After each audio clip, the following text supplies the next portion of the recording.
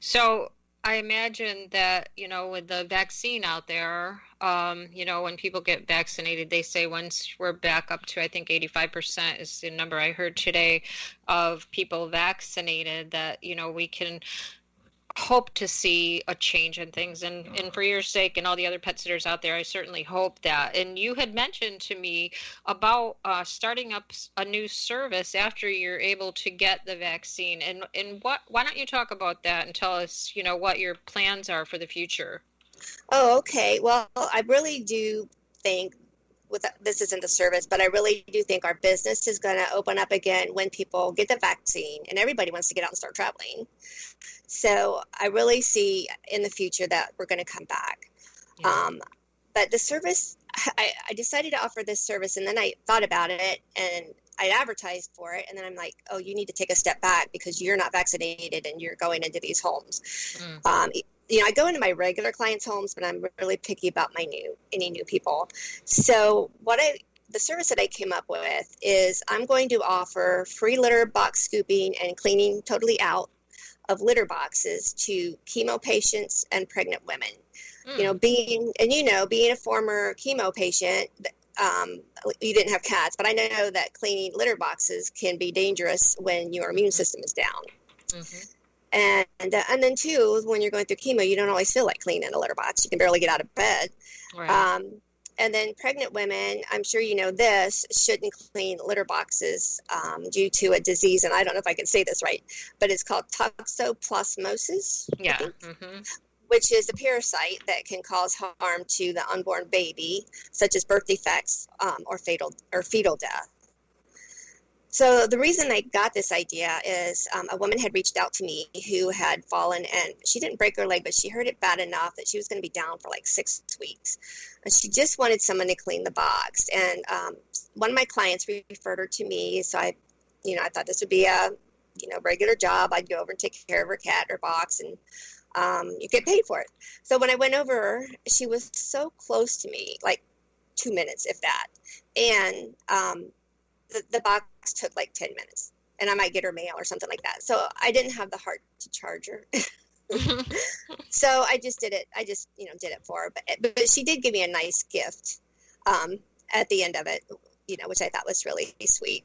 So this made me think, how many other people are out there that could use the service? Right.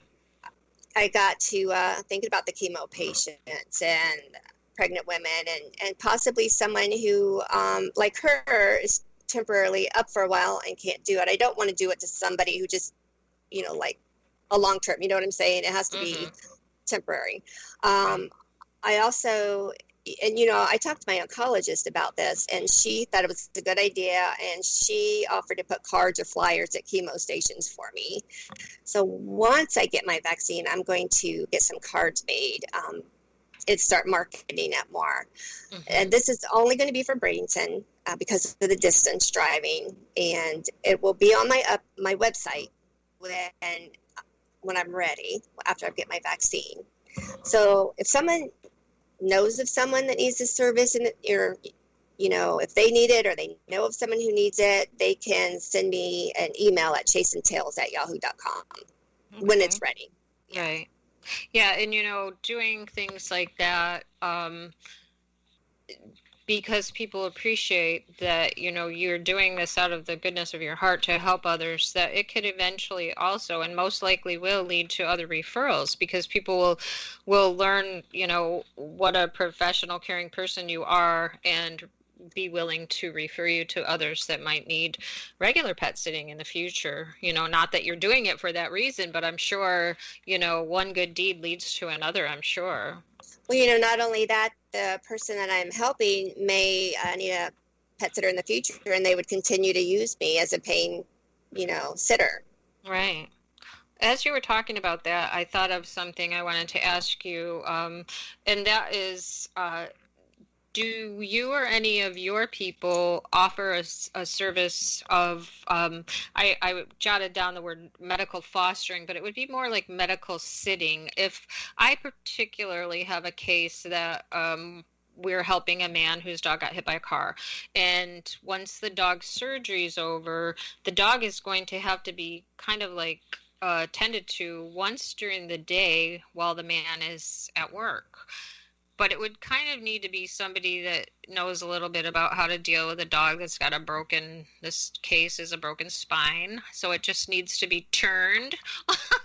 And I was like, okay, I don't know. I have one person, I have two people that I've dealt with for medical before. But I just wondered, do you have people, or have you ever considered trying to get people that could do medical sitting type of situations, sit with a dog? It's probably just the same, but would need some sort of medical, background, maybe like a vet tech. Yeah. Something like that. I don't have anyone on my team like that, and I'm not sure about the other sitters, but that's a good question, and I can ask them, because some of the people in my group might have vet techs on their team. Yeah.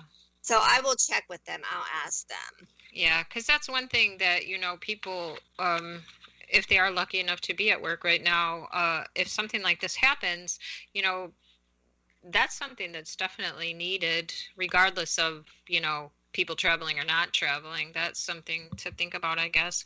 I got one more thing I want to ask you before we have to say goodbye. And how do you stay upbeat and healthy, because during the pandemic, pet sitting, you said you've lost some business and whatever. So what do you do to keep yourself going and happy? And, what would you suggest to other people? Well, when the pandemic first started and we were quarantined, I didn't do anything to be upbeat. I became a little depressed and out of control with eating, just like everybody else. Yeah. Even before then, I was gaining weight, and Patty, it was really affecting how I do my job. It was almost impossible for me to get down on the floor with pets, to look for cats under the bed, and then get back up from the floor. It was really hard. Walking dogs was hard. Bending low enough to leash a small dog in the morning was hard, because that's when my back hurt the most. My knees and my legs hurt, and it was really hard for me to do stairs. I tried Weight Watchers, Nutrisystem, keto, low carb, counting calories, but nothing worked for me because I didn't stick with it, because I'm a binger and a junk food junkie. I hate to admit it, but I am. So in the past few years, I had done a program that had gotten me down to my goal, but I slowly gained that back plus more, especially after I went through chemo. And this program that I did before was good because it set boundaries for me, and it kept me away from food that I shouldn't eat. The only thing is that it was hard for me to stick to for more than 3 weeks to get started again, and I would fall off over and over again. January 1st, I said, I've got to do this because my job depends on it. My health depends on it. So I started January 1st, and for some reason, I was able to stick to it. Going on my 7th week, I've lost 19 pounds, and I'm halfway to my goal. The amazing thing is I can't tell you how much better I feel. I have more energy, and I'm more focused. My knees don't hurt. My back doesn't hurt quite as much, and I'm getting better at taking stairs. I'm learning to be in control with my eating, which is something I've struggled with all my life. I have a free coach that helps me, and she was so patient, and she suggested that I would make a good coach. I said, no. But then after I saw how good I felt and how maybe I could help other people, I said yes. So on this plan, I eat 6 times a day. So it's a healthy diet. I have a great team of people that are training me, and I'm learning to be a coach.